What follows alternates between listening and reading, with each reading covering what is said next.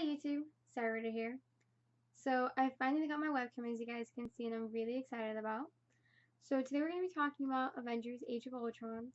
If you haven't seen the movie, could you please pause the video and go watch it? So firstly, my absolute favorite scene was the one with the Vision where he was able to lift up Thor's hammer, and like at the theater I went to, everyone just completely paused and there was like an air of silence and everyone just started cheering. So like it was just awesome. It was an amazing thing to happen. So one of the scenes that actually led up to the Vision carrying the hammer was actually kind of cool. It was really funny. They're at all the Avengers and like part of Shield. They're at the new Avengers headquarters, which is actually pretty awesome. And they're all drinking and just joking around, and then Thor is just sitting back chilling, saying, okay, well, if you can pretty much lift my hammer, you take complete control of Asgard, but you kind of have to be worthy of it. Like, that's the whole trick to lifting the hammer.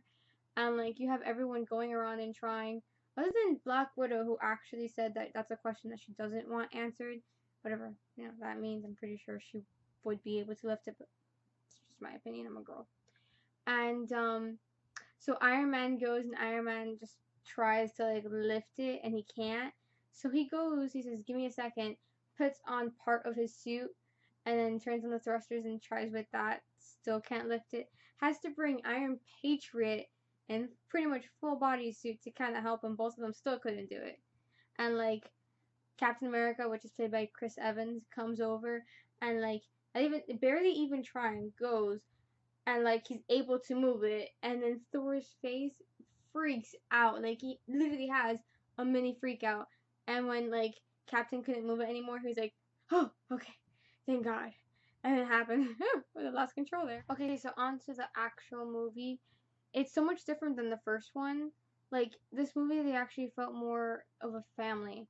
Even from them sitting around and drinking and joking, to the fact that Captain America goes in the first like 5 minutes and says something stupid.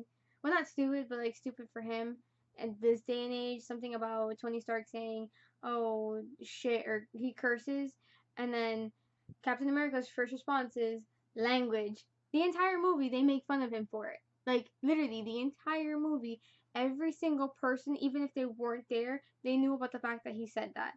So it's not the same witty banter that they had in the first movie where Tony Stark and Captain America had their friction, and Captain America pretty much said to Iron Man, "What are you without the suit?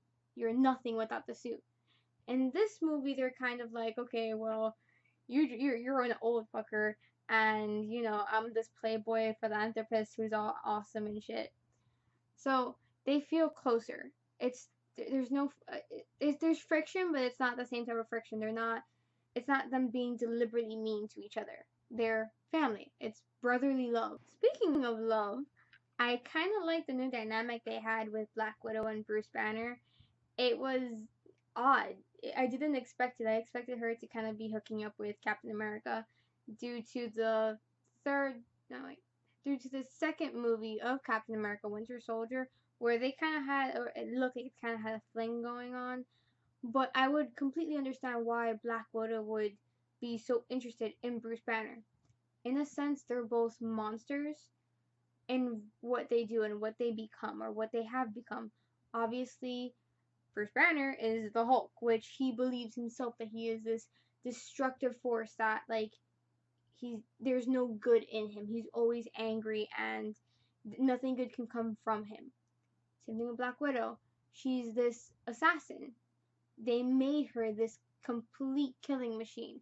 And again, spoiler, she she's sterile. It's just that complete just for a woman, for you to not be able to have kids, it's like this huge thing. So basically, they killed off her ability to ever love something more than the mission. And in a sense, it makes her a monster. Again, I don't think so, but still. So I would see why she and Bruce Banner would be so attracted to each other for that fact. They both see the fact that they are monsters, but know different. That there is something special about them, even though they can't see it themselves. Another example of love would be Hawkeye. He has a flippin' family. Like, secret agent spy has a secret agent family, and like even in the movie, Tony Stark was actually like those. So that's an agent. Those are agent kids. They're all spies, and it's like, well, freaking Agent Fury is there, and they don't. It's like they don't blink. It's nothing. They don't care. So I mean, he has a family. It's really cool.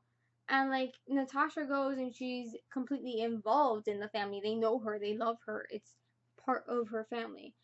So that's another cool little tidbit that they kind of put in there. And on a side note, obviously, just not to leave anyone out, Thor and Iron Man, whose horse is bigger than whose horse? The whole Jane is she has a PhD and she's this and she's that, and Pepper Potts is basically running his company. So that was a cool little thing that they had back and forth there. Again, brotherly love. Okay, so let's show some love to the villains. James Spader was incredible as Ultron. The only person I would be able to compare this role to would be Heath Ledger's Joker. That was completely speechless and it was amazing, and it's something that you can't ever touch. You can't ever get to that certain level. And I think James Spader did the exact same thing with Ultron. Even if they ever decide to ever make a reboot or remake of this movie, it won't ever reach that same level. But it was incredible. It was amazing, even to the point where he's just speaking and it's so eloquent and it's so mesmerizing, and the whole "there are no strings on me," it reminded me of Terry Crews in the movie Gamer when he's covered in blood and he's like talking to Gerard Butler about the fact that there is no ping and there's no one controlling him, so he's not a puppet. And it's basically what he's not anymore. He's not a puppet. And there should be a link somewhere around here to the little clip I'm talking about, the whole Terry Crews clip. But it was an amazing role. He did amazing in it. A few honorable mentions would be Baron von Strucker and Ulysses Claw. And now with Baron out of the way, it leaves room for Zemo to come into play. And with Claw in the picture now, we kind of get a sneak preview at Black Panther. So we've talked about the heroes and we've talked about the villains. Let's talk about two characters that kind of fall in between. The Maximoff twins, Quicksilver and Scarlet Witch. Two amazing characters that kind of, to me at least, debuted and shined incredibly. Quicksilver, obviously, super fast, super cute, kick ass. It's actually kick ass. It's actually pretty cool. I was like, oh shit, it's kick ass. And Scarlet Witch, who I haven't seen before, and she was actually really good. She's surprising. She's beautiful and she's amazing. I love that character. She's kind of rivaling up with Black Widow.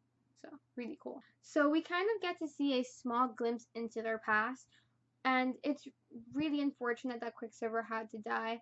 Look, I warned you guys there was going to be spoilers, but yeah, he dies in a series of unfortunate events, but he dies a hero, which was amazing.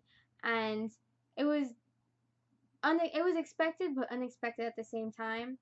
And Scarlet Witch's reaction was just, it was a moment of like utter just amazingness. She drops to the floor and releases this burst of energy. It was incredible. And then you kind of see her go after Ultron, and this just evilness comes out of her, but it's justified. Her twin brother, which is her only family member, dies, and she's completely she's completely just destroyed. She's done. There's nothing left in her. At least that's the way that she kind of feels it. She's dead. And she goes after Ultron and pretty much says to him, do you know how I felt? Do you know what I feel like? She goes into him, takes out his mechanical heart, and pretty much crushes it in her hand, and it's like you see that evilness come out of her.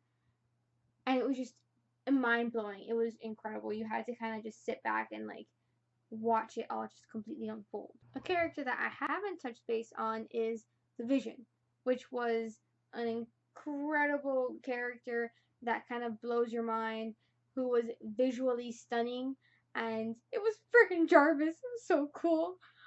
Sorry. Okay. But like he's a neutral chaos. So he's good, he's bad, he's everything.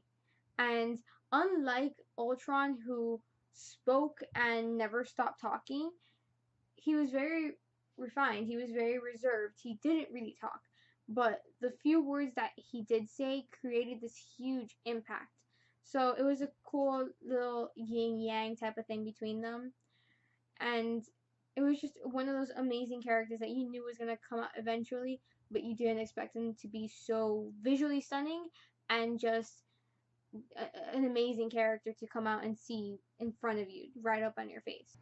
A quick little tidbit, which is actually really cool if anyone else caught it. The Vision goes ahead and gives himself a cape. If anyone else has noticed, the only hero that we have here that has a cape would be Thor. So to me, I guess it kind of looks like he looks as himself, or he sees himself as a god alongside with Thor. And then he kind of just grabs his hammer and walks off like it's all good. So, all in all, this movie was visually stunning, from the characters to the sets to just the overall feel of the world. I love this movie, and it just completely blew my mind. It was better than anything I ever thought it would be. If you haven't watched it, and hopefully you did if you're watching this video, go see it. It's one of those that are going to be in my collection forever. I can't wait for phase 3 to kind of just come out and just give us a whole new set of characters to look forward to. This is Cyrider. If you have any comments, please share them below. Like, subscribe, you know how to do this. Have a good one. Thanks for watching.